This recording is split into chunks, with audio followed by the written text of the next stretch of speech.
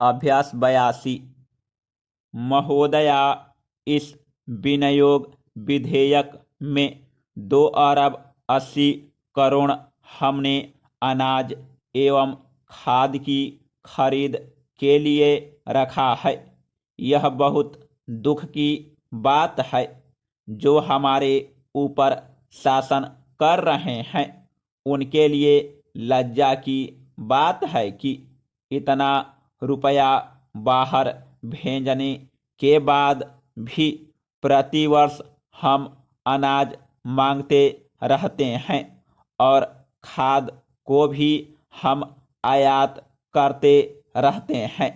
इस वर्ष जब यह संभावना थी कि हमारे देश में खाद की बहुत सी उत्पादन समस्याएं बन गई हैं और उनके द्वारा स्थान स्थान पर सिंदरी आदि स्थानों पर खाद का उत्पादन हो रहा है, तो हमें यह कल्पना करनी चाहिए थी कि हमारे देश में खाद इतनी सुलभ, इतनी सस्ती और हर किसान के घर में जाने वाली हो जाएगी कि इससे हम खाद्य की समस्या सुलझा सकेंगे।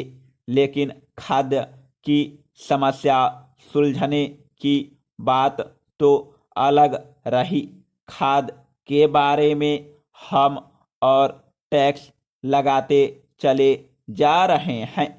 अभी हमारे कृषि मंत्रालय की तरफ से सारे भारतवर्ष के राज्यों के किसानों को हरित क्रांति के अंतर्गत एक लुभावना, दूर से अच्छा दिखने वाला कागज फेंका गया और उसमें यह बताया गया कि शंकर मिश्रा जो बीज है गेहूं का, सोनारा या मैक्सिको, उसको कोई किसान बो दे तो वह किसान 100 गुने तक प्राप्त कर सकता है।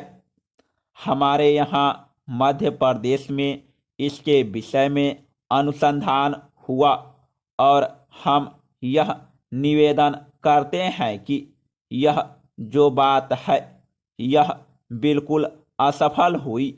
मध्य प्रदेश के बहुत से किसान 1-1, 2-2 बीघे के किसान नहीं हैं। 1-1, 2-2 बीघे के जो किसान हैं, अगर उन्हें सोनारा या मैक्सिको तरह के बीज दे दिए जाएं तो संभव है कि वे 1 किलो से लेकर 50 किलो तक, 100 किलो तक पैदा कर सकते हैं।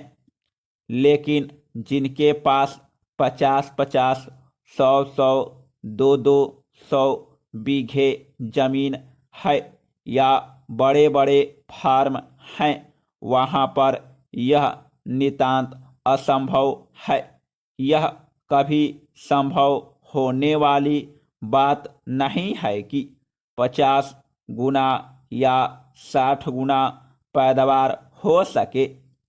उसके कारण स्पष्ट हैं।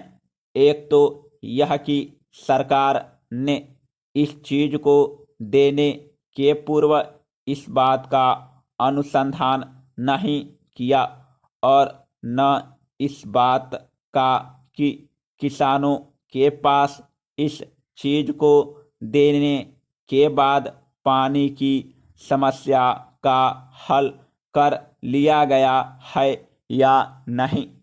Paragraph change.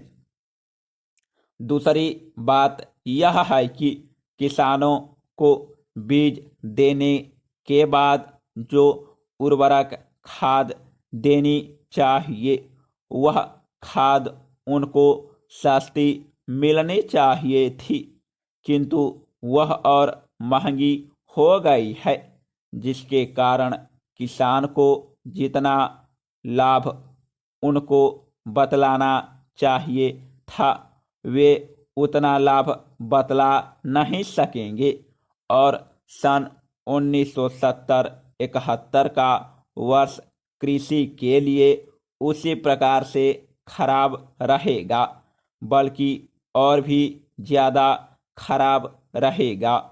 और देश खाने के मामले में आत्मनिर्भर नहीं हो सकेगा और संभवतः हमें बाहर से अन्न की भिक्षा फिर लेनी पड़ेगी। अन्न की भिक्षा लेने के लिए बाहर के देश हिंदुस्तान के लिए कोई अच्छी राय नहीं रखते हैं। बाहर के बहुत से देशों में हिंदुस्तान के लिए समाचार पत्रों में जो टिप्पणियाँ आती है उनको